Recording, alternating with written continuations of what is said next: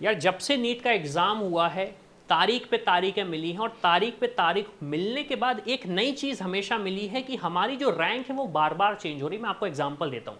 सबसे पहले हमें रैंक मिली 4 तारीख को, फिर कुछ स्टूडेंट्स का एग्ज़ाम हुआ तो 1 जुलाई को हमें रैंक मिली नई। उस टाइम पे लगभग 30 से 40 रैंक का डिफरेंस आया था। अब काफ़ी सारे स्टूडेंट्स बोलेंगे सर 30 से 40 में कोई डिफरेंस नहीं होता, 30 से 40 में आपको एक नया कॉलेज मिल जाएगा। अब हुआ ये कि सुप्रीम कोर्ट की हियरिंग जो हुई लास्ट 22 तारीख को, वहाँ पे उन्होंने कहा भाई एक क्वेश्चन गलत है, उसका आंसर गलत है। तो उन्होंने कहा कि हम मतलब उस क्वेश्चन को डिक्लेयर कर रहे हैं गलत, तो अब रैंक और रिजल्ट वापस चेंज होगा। अभी अपडेट नहीं आया है एनटीए की तरफ से क्या रहेगा, लेकिन अब आपकी रैंक चेंज होगी। अगर आपको +5 मतलब आपके +4 हो रहे हैं, अगर आपने सही आंसर दिया है तो ऑब्वियस सी बात है कोई चेंज नहीं होगा।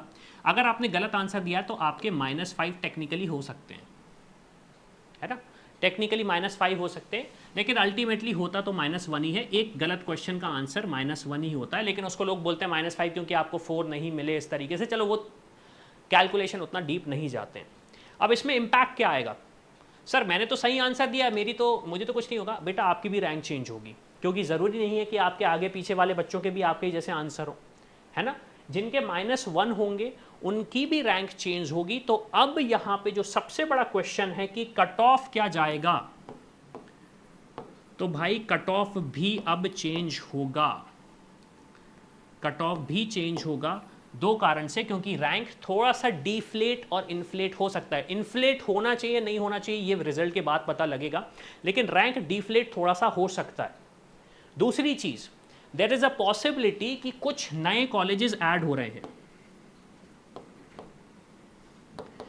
कुछ नए कॉलेजेस का एडिशन हो रहा है, जिसकी वजह से ऐसा स्पेक्यूलेशन हो रहा है कि काउंसलिंग डिले हो रही है, थोड़ा थोड़ा सा डिले हो रही है काउंसलिंग।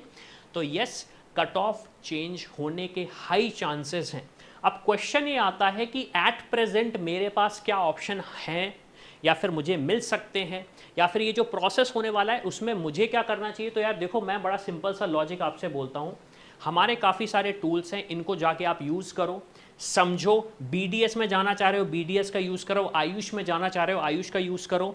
स्टेट वाइज भी जैसे आप देख सकते हो, छत्तीसगढ़ का बीडीएस प्रेडिक्टर, या फिर मैं बात करूँ छत्तीसगढ़ का एमबीबीएस प्रेडिक्टर। तो आपको यहाँ पे लास्ट ईयर जिन स्टूडेंट्स को जो कॉलेजेस मिले हैं उस डेटा के बेसिस पे एक एनालिसिस करने में, एक रिसर्च करने में बहुत हेल्प मिलेगी। क्योंकि देखो, काउंसलिंग की प्रोसेस में अगर आपने हल्की सी भी गलती करी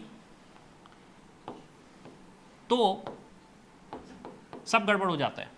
हल्की सी भी गलती करी तो सब गड़बड़ हो जाता है। तो प्रॉपर रिसर्च करके, एनालिसिस करके करो चीज़ें। मैं काफ़ी सारे स्टूडेंट से बात करता हूं, उनका ये कहना है सर हमने गूगल पे देखा था कट ऑफ तो ये जा रहा है, हमने तो गूगल पे देखा था कट ऑफ वो जा रहा है। सबसे इंपॉर्टेंट चीज़ ये समझो कि आपका कोटा क्या है। मैं एक एग्जांपल देता हूं आपको। हम यहां पे नीट प्रेडिक्टर यूज करते हैं, हमारा एमसीसी का, ठीक है। अब आप देखिए कितना डिफरेंस आ जाता है। एक जनरल एनालॉजी पे हम स्टार्ट करते हैं। मैं 5 लाख की रैंक डाल रहा हूं, ठीक है। 5 लाख की रैंक हमने डाली। यहां पे कैटेगरी मैंने क्या चूज करी, मैंने कहा भाई मुझे ऑल इंडिया पे सीट्स देखनी है। ये कोटा हुआ, ठीक है, ऑल इंडिया। कैटेगरी मैंने चूज करी ओपन, और मैंने प्रिडिक्ट किया। ऑब्वियस सी बात है कोई कॉलेज नहीं मिलेगा, लॉजिकल चीज है। लेकिन अब यहां पे मैंने क्या किया, यहां पे मैंने कोटा चेंज कर दिया आपका Delhi NCR widows of defence personnel quota. एक कोटा होता है ऑल इंडिया काउंसलिंग में। 5 लाख की रैंक पे देखिए कुछ कॉलेजेस आ रहे हैं। अब आप बोलोगे सर ये कैसे पॉसिबल है, ये ऑफिशियल डेटा है, ये ऑफिशियल डेटा है। चलो, आपने बोला सर ऑल इंडिया काउंसलिंग में नहीं मिल रहा, मैं दूसरा एग्जांपल लेता हूं आपको। हम आ जाते हैं मध्य प्रदेश पे। काफ़ी सारे स्टूडेंट्स के पेरेंट्स होते हैं डिफेंस सर्विसेज में, उन्हें नहीं पता होता है कि एक सैनिक कोटा होता है स्टेट लेवल पे, जिसके वजह से आपको सीट्स मिलती है। मैं आपको यहाँ पे भी फिर से एग्जांपल दिखाता हूँ। मध्य प्रदेश की हम बात कर रहे हैं। मान लीजिए मध्य प्रदेश में मेरी रैंक है 2.5 लाख, एक काम करते हैं 1.5 लाख रैंक देखते हैं हम, ठीक है। मेरी रैंक है 1.5 लाख, कैटेगरी में डाल देता हूं अनरिजर्व, जनरल कैटेगरी मैंने डाला, डोमिसाइल मैंने कहा होम स्टेट है, क्या मेरे पास स्पेशल कोटा है, यहां पे मैं सैनिक कोटा चूज कर रहा हूं और मैंने किया प्रिडिक्ट, ठीक है, नहीं मिला। लेकिन अब आप यहां पे ये चीज देखिए, मैंने रैंक डाली 90,000, 90,000 पे भी नहीं मिला। अब 50,000 पे काफी सारे स्टूडेंट्स बोलेंगे सर 50,000 पे भी नहीं मिलेगा। देखिए गवर्नमेंट कॉलेज अलॉट हो रहे हैं 50,000 रैंक पे। मैंने 1.5 लाख इसलिए चूज किया था ताकि आपको समझ में आए मैं एग्जैक्टली क्या बोलना चाह रहा हूं। गवर्नमेंट मेडिकल कॉलेज आप देख सकते हैं 51,000, जिस रैंक पे मिलना बहुत मुश्किल हो जाता है स्टूडेंट्स को, लेकिन सैनिक कोटा की वजह से स्टूडेंट्स को ये चीज़ें मिलती हैं।